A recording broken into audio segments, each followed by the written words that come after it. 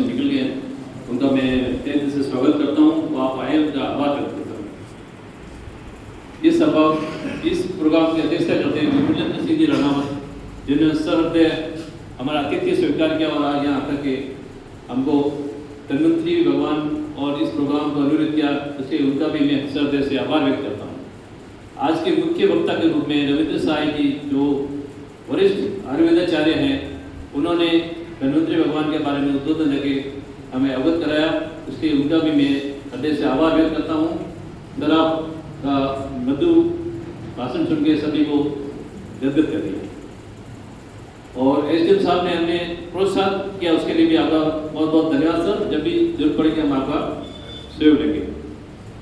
आरोग्य भारती का मूल उद्देश्य है एक राष्ट्र एक स्वास्थ्य।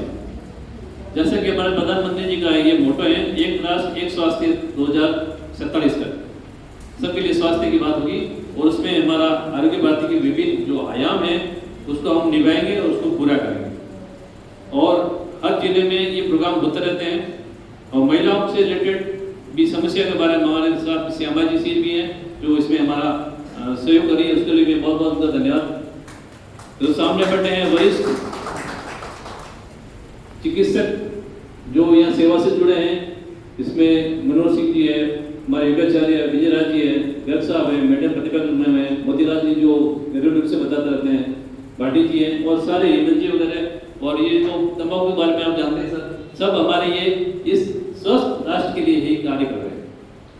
जैसे कि आपको विदित है कि कोरोना काल में एक पद्धति काम ही आई थी, बड़ी समस्या थी, तो सारी पद्धति नहीं मिल सकती, चाहे एलोपैथिक हो, चाहे आयुर्वेदिक हो, चाहे होम्योपैथिक हो, चाहे नेचुरोपैथी हो, चाहे योगासन हो, सब ने मिल करके कोरोना को जिस तरह से मात दी। ये भारत की ही विभिन्न पद्धतियां हैं जिन्होंने देश में अपना परचम लहराया। इतना ही नहीं, कोरोना के बचाव के लिए जो वैक्सीनेशन का प्रोग्राम था, क्योंकि आरोग्य भारती का मेन कार्य प्रिवेंशन का ही है, बीमारी को बचाव का ही है, उसी को लेकर कार्य करते हैं ताकि स्वस्थ राष्ट्र रहे। और जो पुराने समय में जो पुरानी पद्धति थी, पुरानी वनस्पतियां थी, उनकी जानकारी रखना, ये हमारी एक धरती की दी हुई जो मूल औषधियां हैं, इनको हम खो नहीं जाए, क्योंकि जो एलोपैथिक भी आखिर करके धरती से निकली चीजों से बनती है, चाहे वो खनिज हो चाहे ये औषधियां हो, तो इनको आप भूल नहीं सकते, इनको अपना बचाए रखना है। और जो भगवान धन्वंतरी है, जिनके हाथों में चारों चीजें ली गई है, उसका भी बहुत बड़ा महत्व है। जैसे कि संघ है, संघ कोरोना में जो अपने फूका फैलाते थे, रेस्पिरेशन की कसरत करते थे, वो संघ बजाने से सारी कसरत हो जाती है, अपना दिल मजबूत हो जाएगा, अपने फेफड़े मजबूत हो जाएंगे। ये सब उन्हीं की दी विधियां हैं। अमृत है तो इसका मतलब थोड़ी कि हमने अमृत पी लिया और सब अमर हो गए, ऐसा नहीं है। अपने को निरोगी रहना पड़ेगा, तभी अपनी आयु लंबी होगी। और जो हाथ में वेद है, ऋग्वेद, सामवेद, अथर्ववेद, यजुर्वेद, तो ये सब हमारी जो सनातन परंपरा है और इन वेदों को द्वारा ही हम अपनी आयु लंबी कर सकते हैं। वनस्पति का नॉलेज होना जरूरी है।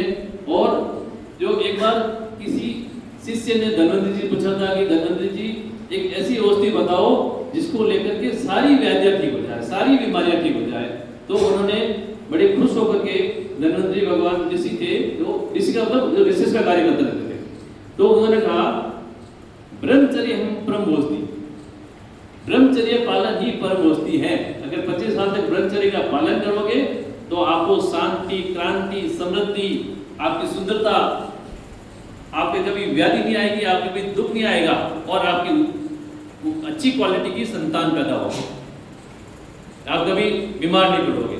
तो चारों जो आसन बनाए हैं, उन आसन का पालन भी जरूरी है, तब जाकर के अपना शरीर निरोगी रहेगा। और मैं तो ये कहता हूँ कि नित्य अपन भगवान धन्वंतरी को याद करें और अपने को स्वस्थ और निरोग रखें, नित्य व्यायाम करें और अच्छा खान पान करें। और हम जहाँ भी जाते हैं स्कूलों में भी फास्ट फूड नहीं खाएं, उसके बारे में भी खूब सारे हम ये व्याख्यान देते रहते हैं, क्योंकि आने वाला समय अगर ये फास्ट फूड खाते रहे तो जिस तरह से आप अखबारों में पढ़ते हो, कल भी बात आया था कि फास्ट फूड खाने से बच्चों को फैटी लिवर होने लगे। मैं पीडियाट्रिशियन पे बैठे ये जानते चित्र से किस तरह से फास्ट फूड खाने से हर बच्चा पहले एक पानी पूरी का थैला था, आज हर गली गली में पानी पूरी का थैला और उसके चारों तरफ फास्ट फूड के थैले लगे हुए हैं। ये सब अपने आने वाली जनरेशन को, स्वास्थ्य को खराब करने के लिए जो खिलाया जाता है उससे तो बचने के लिए अपने काम करना चाहिए और अपने को हर व्यक्ति का आदर करना चाहिए, चाहे एलोपैथी हो चाहे आयुर्वेदिक हो, सबकी अपनी अपनी जगह है। और आने वाले समय में सरकार ये भी करने जा रही है कि सारी व्यक्ति मिला करके ऐसा कुछ करें जिसको जो सूट हुए इलाज करें पर मरीज स्वस्थ रहे। इन्हीं शब्दों के साथ मैं बयान करता हूँ और आने वाले हमारे अतिथि को एक बार फिर आभार